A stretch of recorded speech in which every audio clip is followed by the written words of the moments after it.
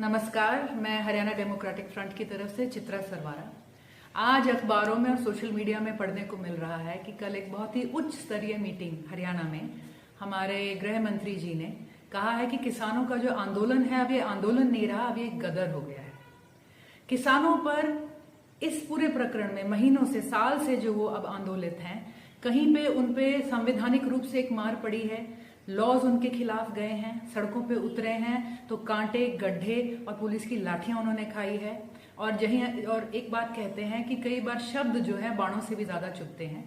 किसानों के ऊपर आघात कई इल्जामों का भी हुआ है। किसी ने उन्हें खालिस्तानी कहा है, किसी ने उन्हें टेररिस्ट कहा है, और उसी प्रकरण में अब लेटेस्ट एक और शब्द जुड़ा है, गदर का। गदर को एक काले शब्द की तरह इस्तेमाल करा गया है, मान लो उनकी मुहिम में कोई कमी या किसी तरह की बुराई आ गई हो। किसान क्या कर रहे हैं?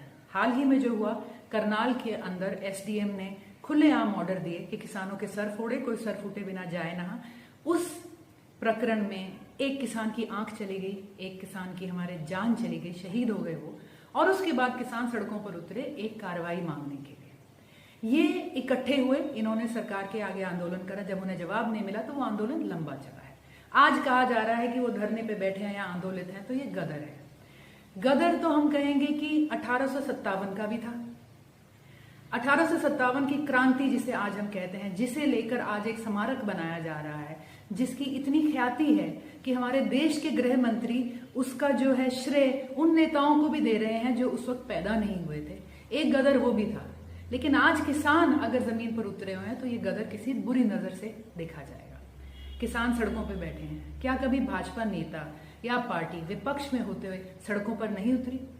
मैं याद दिलाना चाहूंगी क्योंकि कुछ बातें समाज में एकदम से उठ पड़ी, लोगों ने याद करी हैं कई बातें। एक समय था जब हमारे आदरणीय गृह मंत्री जी अनिल विज जी जो थे, इनके पहले एक साथी के खिलाफ किसी पुलिस वाले ने कोई बात कर दी जिसके ऊपर नाराजगी उठी, और तब अंबाला कैंट में कैपिटल चौक से लेकर सदर एसडी कॉलेज तक एक सड़क को ब्लॉक करा गया था, एक जैम लगाया गया था। उस वक्त उस प्रकरण को एक लोकतांत्रिक तरीका देखा गया था अपनी बात रखने का। लेकिन अगर आज की संज्ञा उस वाक्य पे हम लगाएं, क्या वो भी एक गदर था?